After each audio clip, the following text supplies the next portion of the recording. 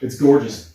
All right, welcome back to Mastering MMA. I'm Coach Lee here with you. I got Eric. We just finished up a private. Had a couple minutes, figured I'd shoot a video.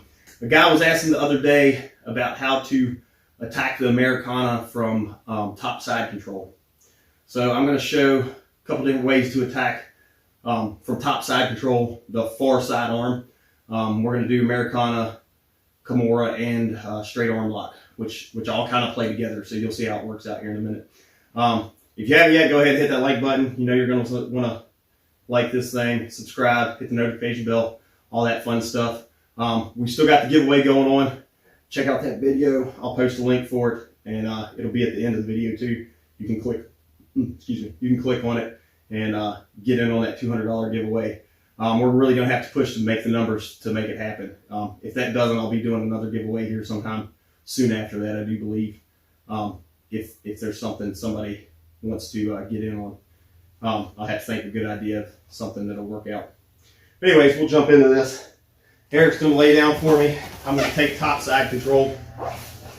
First off, some minor details that a lot of people miss about topside control is I want to wedge him in, and I also want to keep some pressure on him. So when I say wedge him in, right, it's not so much that that I want to like hold and like pull myself down to be heavy. That's not the type of heavy I'm talking about.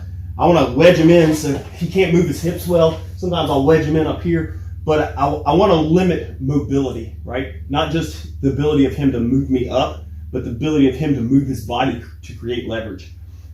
So a lot of times I'll really try to trap his hips in so it makes shrimping hard, things of that nature. The other thing I like to do is I will raise my knees up, and actually I'll switch to this side to show you kind of what I'm talking about. I'll raise my knees up just a hair. So right here, I'm kind of heavy on them, but if I do this, I get a whole lot heavier. The way I usually demonstrate this is I'm going to have Eric hum, and you'll hear when my knees come up, and I'm only coming up quarter inch, half inch, not very far. I don't want to make enough room for him to escape. Go ahead and hum for me. Hear the difference as my knees come up, right? I get a lot heavier. So that's a minor detail that you can add into your game there. But so I'm here. Eric's doing a good thing. He's framing. He's got good frames. What he wants to do here is move my body up and back this way so he can get his knee in, right? I've seen him escape piles of side control just with this very simple movement. I drill it into my guys constantly. It is my number one escape from side control. But so anyways, that's what he's trying to do is move me this way, right? So he can, actually I'm going to protect my neck here a little bit. He can push me up, push hard. Right? He can just move me pretty easy. But as soon as I get this, if I shift my weight out this way, now do it, Eric. It's a lot harder, right? Just because I've misaligned his muscles from his shoulder, so he's not near as strong. So start pushing up, I'll move my body back. So as I'm right there's the point where he can launch me, right? So I've got to clear that point. The more you play with this, the more you'll understand it. Eric's probably getting pissed off now because he realized why he can't move me in side control all the time. But so right here he starts pushing and he can move me, but as I move out, now he can't. He can't move me like that anymore. And I've got his hips trapped with my elbow and my hip, right? Which kind of eliminates his side-to-side motion there. So once I get this out here, I'm going to take this and I post right on the bottom of his elbow. This hand slides back in and I push and I'm looking to trap this arm, right? So we're here. He's pushing. I move my weight out. I come here and I come and I trap this arm.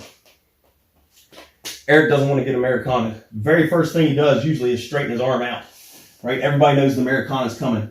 So notice I don't have, let me switch you this way actually. I think we might have come out of frame. I can't see, I'm blind. But he straightens his arm out.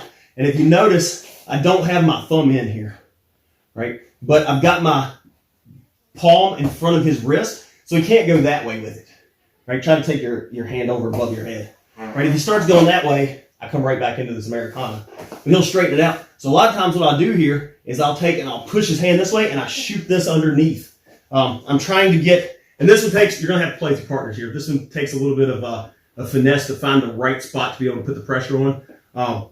Whenever I teach this, I usually end up answering about 100 questions of where's my arm got to be. But I'm looking to get right here where the blade of my forearm is right there at the joint of his elbow. So I'll feed this through and I get this and I'm turning my hand like I'm slowing down a motorcycle, right? So I come this way and it gets straightened out. Now both of my wrists do this, right? So I'm pushing down on his wrist and I'm lifting mine underneath his elbow. So we're here, and I come here. I've got to keep my weight out this way for this one. If I get back too far this way and I do this, he's just going to see how the shoulder's rising. I'm not going to get this. I need to kind of set my weight out this way, and I kind of push into him with my hips to kind of force this shoulder down as far as possible. I get this here, and then I come here. And even though he's trying to raise his shoulder, it can only go so far, right? So I get the tap. A lot of times what happens here is I start doing this, and he turns his thumb towards his head and tries to, and as soon as he does that, I pull it in. Now we're in this Americana. You see this a lot of times, even in big time fights. People get here and they start pushing and trying to twist and twist and twist, and he ends up rolling me over, right? Because I no longer have a good place to keep my balance. My center of gravity has moved to this side of his center line. Makes it easy for him to roll on top of me. So when I get this grip, right, first thing I like to do is I'll shift my hips towards his shoulder a little bit, and I pull my left elbow to his hip. And a lot of times he'll stay here. I'm going to force this out a little bit past the 90 degree. And then it's real easy. I use my right side wrist to push his wrist down. Don't want his wrist coming up at all. And then I just start slowly raising my elbow. And this is a real small movement, right? Over here, right, I'm twisting, he's starting to roll me here, right? Look how far his elbow's going. If I yank this down to his hip and extend it a little past 90, there's my tap, right? So without me holding his wrist, I can legit bring this all the way up to here and destroy his shoulder if need be, right? If he doesn't want to quit. If he wants to win that bad, like, I'm going to tear his shoulder off.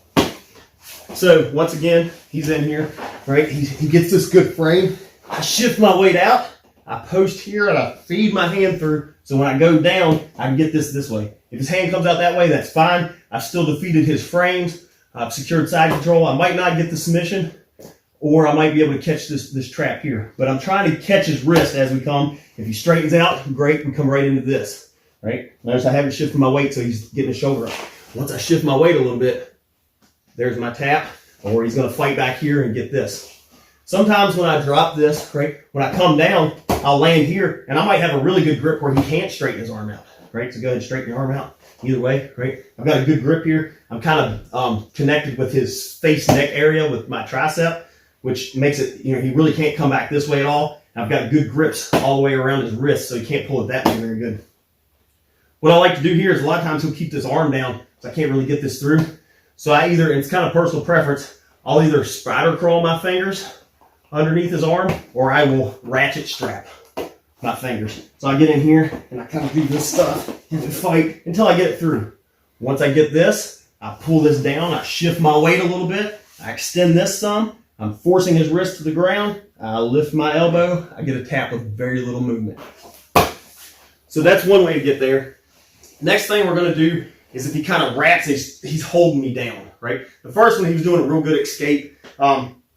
You'll see this one more with lower level jiu-jitsu and in MMA, right? People don't want to get smashed in the face, so they'll try to hold him in close. So I'll come here, and he's just kind of holding me here, so I can't get a lot of damage here. Or he's new, so he's just panicking. But I'm going to feed through here, I'm going to connect my hands, and I'm going to push, and I always tell my guys, I call this like a prayer position. I can either gable grip, or I can lock my fingers like this. It kind of depends on what angle I get. But I push down to here. From here, I'm looking to force this hand out and slide to this wrist and pin it down, right? He's got options here. If he starts bending his hand this way, we just switch grips and we go right back into everything we just talked about, right? If when we land, his hand's kind of this way, instead of thumb pointing up, thumb's kind of pointing down, now we go into our Kimura stuff. So what I'm going to do is I'm going to yank this back so my elbow connects to his hip, right? This eliminates some of his motion, and he can't move this way now, right? As long as my palm is, or the bottom of my wrist is flat on the mat, he can't push his hand to his hip, right? Go ahead and do it. He's got to break my whole forearm to be able to do that. If my fingers are good wrapped around, it makes it hard to go that way too, right? Try to pull your hand like towards the window, right? His option to get out of this is to bend the elbow, right? So bend your elbow, trying to pull your hand up, right? If he goes there, boom, we go back into this. I like this submission a lot better. If he bends his elbow out this way and tries, then we can shoot into here. Now you can finish this from side control, right? I get here, I shift my weight, and I got it there. I much prefer, if I get this grip, is to shift my weight up, step over his head, and yank this elbow up to my chest. From here, I'm going to be nice to Eric. I'm going to show y'all real quick what I like to do here. I will drive his elbow towards his butt, which lifts his head, and I will put my heel bone right at his jaw and sit back down on it, right? Just to give them something extra to worry about. I don't do that to my training partners unless they've been talking a lot of trash and we're playing around. I have to make a point happen sometimes. But I get here, I pull this up high, I pinch with my knees, right? From here, I'm going to push his hand that direction, but I'm going to use my whole body, right? I'm going to keep my chest big. My back is arched in with really good posture, and I'm sitting heavy on his head. Usually my heel's underneath his jaw just to give him something else to worry about. So I'm here, I turn with my whole body until I get the tap.